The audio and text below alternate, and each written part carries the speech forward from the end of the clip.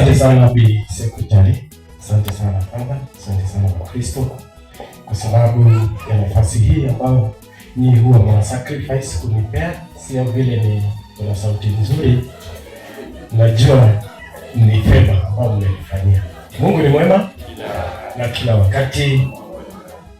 Samahani, last Sunday sikuweza kupata nafasi kuweza kuguzia mambo ambayo tunatakana kufanya wakati huu wa Kwaresma.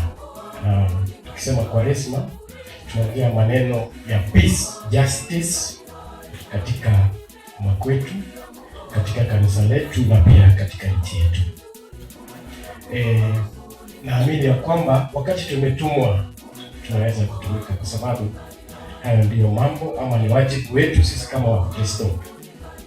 Wakati tulikutana kwa majumuiya zetu last week, naamini ya kwamba tuliweza kuzungumzia mambo ya teknolojia na vijana wetu, kwa sababu hayo ni masuala nyeti.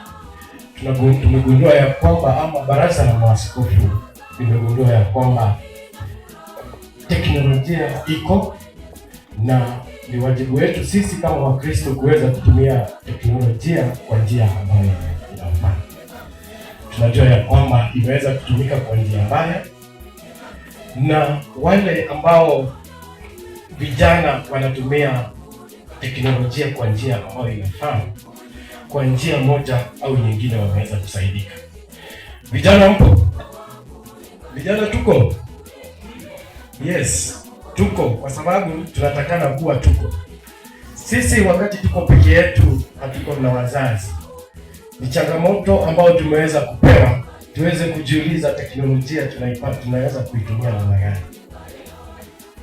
Are you watching pornography wakati hauna mtu ambaye anakuchunga? Are you using it to abuse your fellow ama your friend? Kwa sababu hayo ndio mambo ambayo yanashuhudiwa wakati huu. Lakini tukiweza kuleverage on the technology, sisi kama vijana ama sisi kama wazazi, kwa sababu sisi wote ni stakeholders, we have the responsibility ya kuchunga vijana wetu jinsi ambavyo wanatumia teknolojia.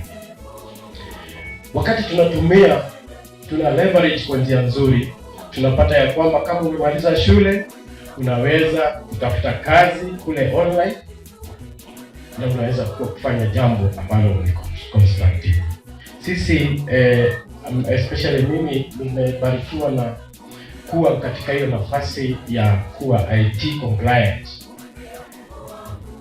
Many attempts katika mtandao wetu pale tumeweza kuweka ya kwamba tuweze kujituma sisi kama vijana, tuweze kutafuta wale ambao wanaweza kutunacha, kwa sababu jambo la unemployment ni jambo ambalo limeweza kutupeleka katika njia ambayo haifai, kwa sababu wakati vijana wetu hawana jambo ambalo linawaweka wakuwe busy, hayo mambo ndio ambao yanafanya waweze kujiingiza katika mambo ambayo haifai. Na pia katika wanafunzi wetu tunaweza kuleverage technology na mwangali hizi gadgets ambazo tunaona wazazi.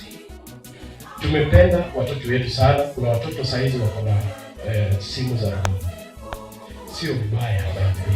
In fact, it is supposed to be adopted, kwa sababu wakati umenunulia mtoto kifaa hiki usimwachilie. Kuna jinsi ambavyo unaweza customize hii simu ikuwe ni kitabu.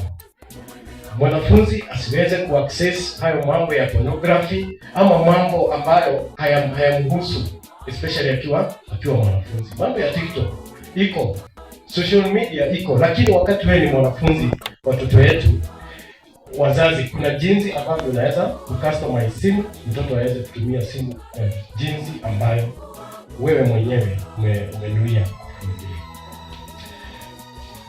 Wiki hii wakati tutakuwa na wakati tunapatana, tunatakana kujiuliza mambo ya kuitika kilio cha ardhi.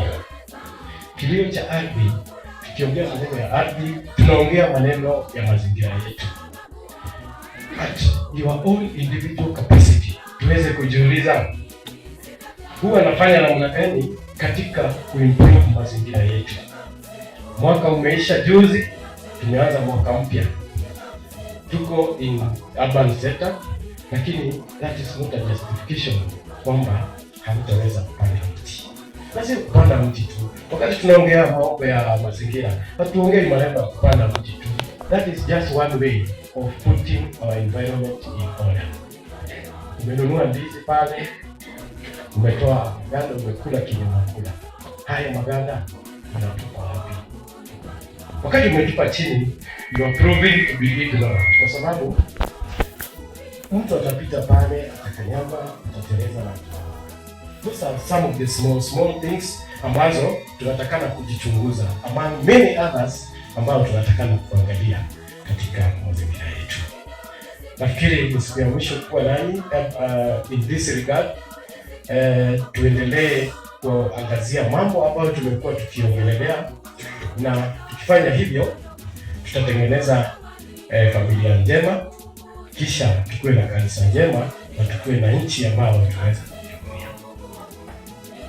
Bwana asifiwe. Mungu ni mwema kila wakati. Asante sana.